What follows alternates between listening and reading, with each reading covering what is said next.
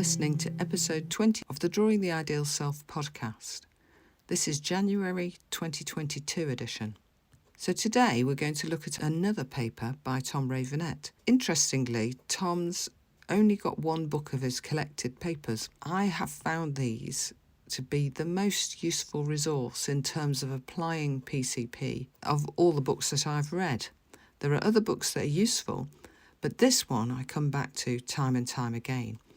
And I was rereading this particular paper and thought it would be interesting to share that with you and see where it takes you in terms of the way you do your work. So the paper is called Who Are You? A Structure for Exploring a Sense of Self. And Tom wrote this in 1989. It was one of the things that really led me to think about doing Drawing the Ideal Self. So this approach essentially is a conversational approach, but you would want to write down the responses that people make. And it's based on asking for statements about the self. So Tom said that he had found in his work that asking for statements means that people tend to give something which falls into one of two groups. One was a categorical description, such as a name or a status or a personal quality like being clever or kind. And then there was a what sort of person are you, which needed a personality description. So these two together are the core of this approach. And Tom talks about asking for three statements and how he based that on a paper by Bugenthal, who had done a postal inquiry that he had used to find out from a sample of adults who they were. So they asked for who are you to be answered with three statements. And Tom talks about the importance of three. He says that seemed to be an essential part of the invitation.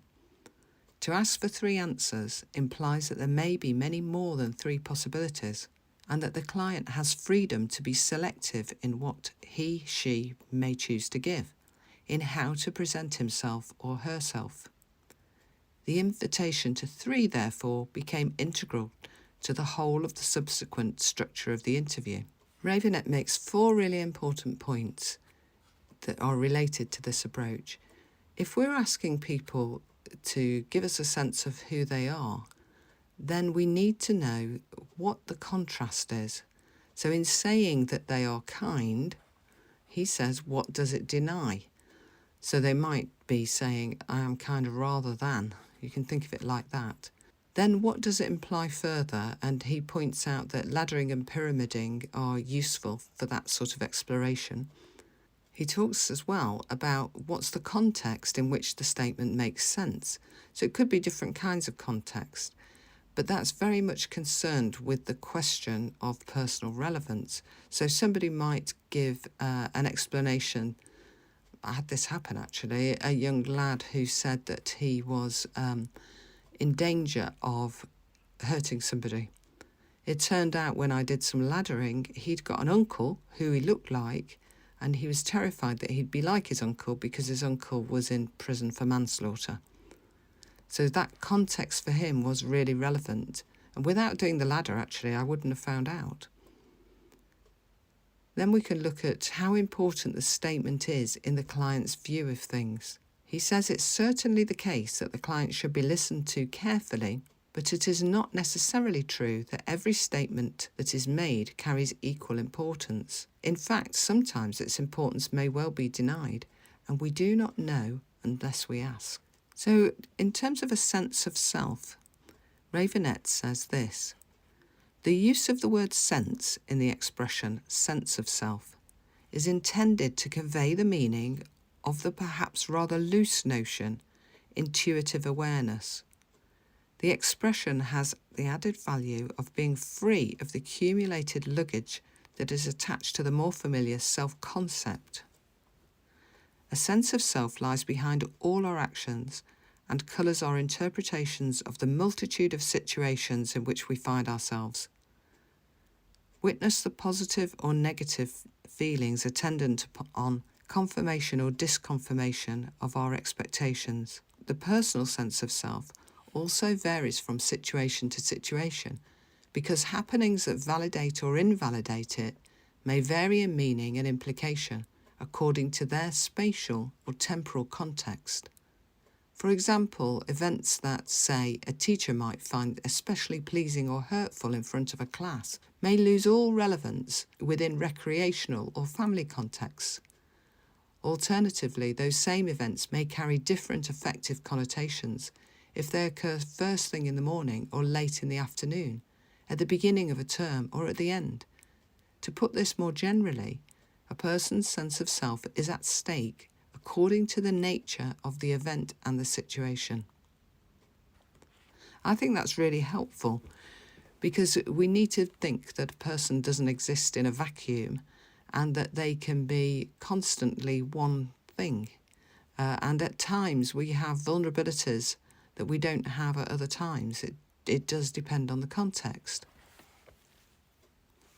So Ravenette goes on to talk about the importance of any kind of elaboration or technique having the potentiality for change. So he says, ideally techniques of personal inquiry should contain not only information for the interviewer, but the potential for change for the client. That's interesting, because some of the things that psychologists or assessors of any kind or teachers or social workers do in terms of trying to help people doesn't necessarily promote change in this very active way. For instance, if you're going to do a cognitive assessment of somebody, will that promote change? I mean, it's unlikely to, I would think. It could validate or invalidate certain constructions of self in either a helpful or unhelpful way. It isn't necessarily designed to do that, though. It's designed to provide the person doing the assessment with information, much more than the person the assessment is being done with. And PCP is very different from that. You know, I've taken a very stark example, but also some assessments are working through a process which doesn't necessarily have the potential to lead anywhere for somebody. So PCP really tries to get away from that. Tom also pointed out that one of the ways that change can be promoted is through exploring contrasts. So the contrast pole to constructs is very important, because then you're understanding what the construct is and what its limitations are, potentially, which is its range of convenience, so what you're going to apply it to and where it might be useful. But that contrast gives you more information about that first emergent pole of a construct. The other thing that happens is change can happen just from going through a structured interview where the client has to look systematically at a number of issues that had previously been ignored. And I had this experience recently in a session with a child. One of the issues was how he felt when he was in bed in the dark at night on his own, and he didn't really want to explore that. I'm going to come back to it in a different kind of way, but it was very clear, because as soon as he'd answered a question about, yes, he did have nightmares, he asked me a question that was something completely different, quite skilled at shifting the topics on, but obviously that was something that touched a nerve with him, and we need to go quite gently with it. The other thing that Tom stresses is this. It cannot be too strongly stressed that this inquiry into a sense of self is invitational. In other words, the client can decline to accept the invitation. Nonetheless, when the invitation is put into the context of problems to be solved, as in a consultation or therapy or experiential workshops, the invitation is usually accepted.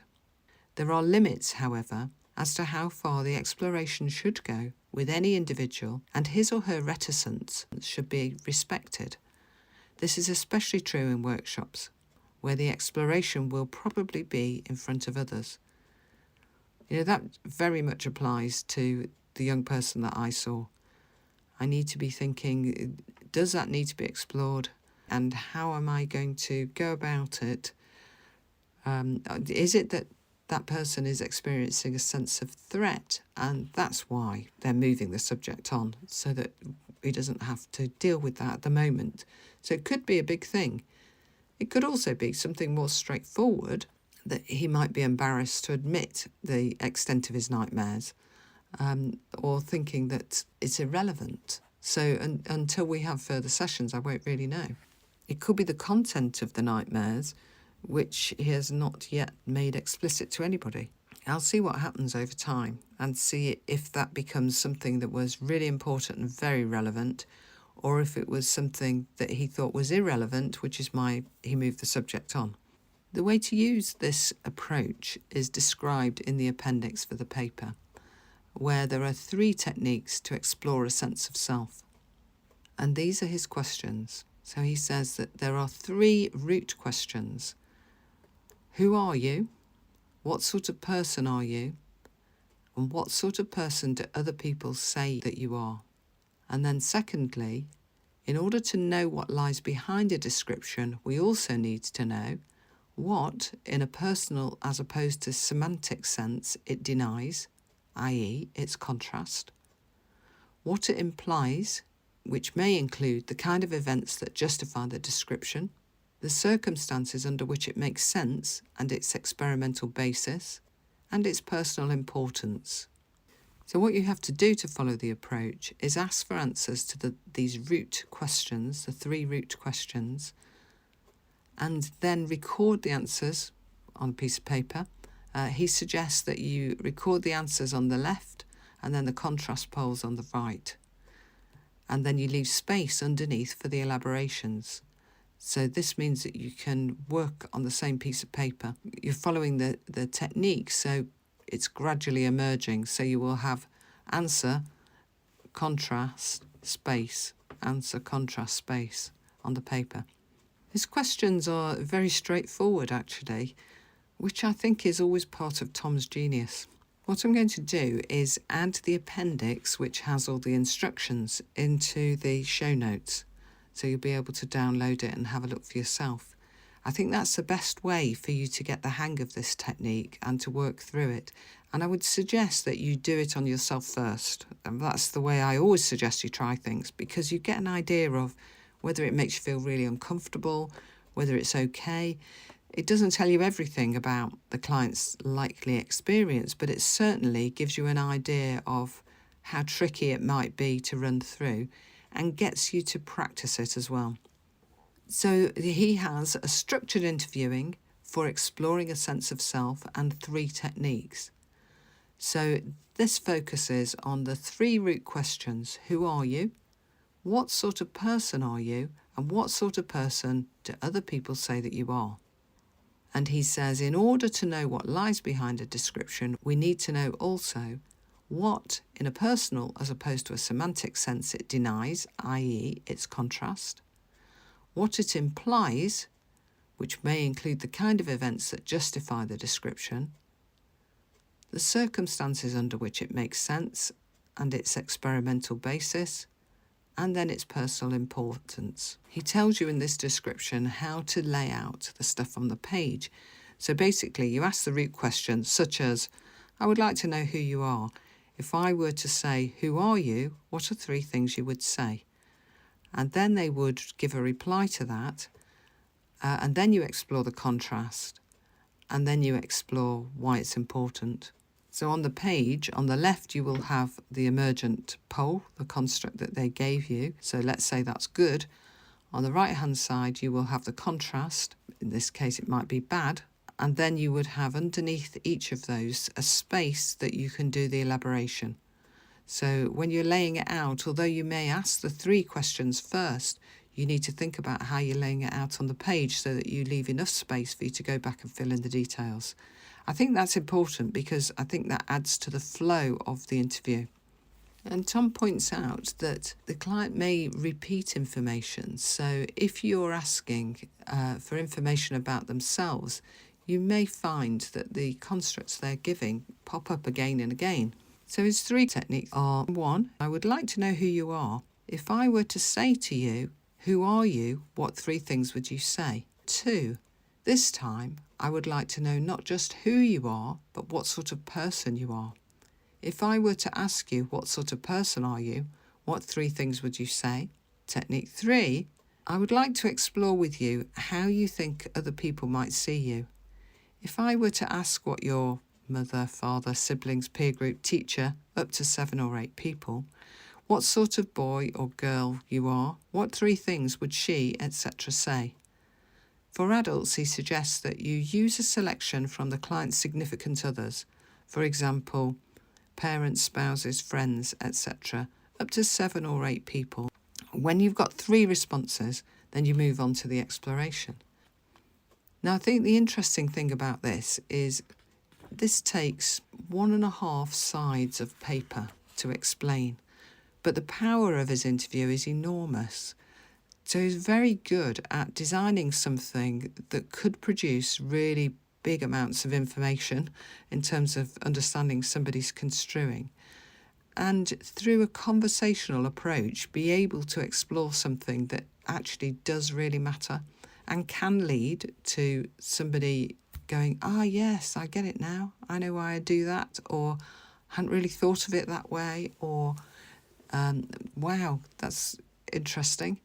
And I think that kind of recognition of, yes, this is doing something and it is showing me something is so important.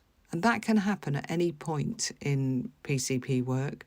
But I think Tom's particular style leads to it being easy to see. Personally, I also find it helpful that you write something down and that you share that with the person. They can see it too. For me, I want to remember the words that they used, not the words I think they used. So I will write down their words exactly as far as possible. And having it on a piece of paper and laid out actually helps it to be remembered more easily. So what I would suggest you do with this is the next time you're thinking, okay, how can I explore a sense of self with this person, that you have a go using these 3 techniques. Ideally, you would try it on yourself, try it on somebody who's a willing person for you to practice it with, and then try it on a person you're working with. I think that's pretty important because you want a sense of flow and comfort with the way that you're asking the questions. And the other thing, of course, in a truly PCP way, is this is the way Tom would ask these questions. You may have a different way that suits your style better, but says the same thing. Providing you're not changing the meaning, that's absolutely fine. Okay, so I'm hoping that that might be useful in your actual work with people, and that it's something you can have a go at pretty quickly. You might find very interesting things from just exploring it with yourself. Right. Next month, I have an interview with Ian Gilman-Smith, who is a social worker. So I'm hoping all of you people who are social workers out there will give it a particular listen. But it's going to have things that are useful for everybody. So I'll look forward to seeing you then. Hope you have a good month. Bye.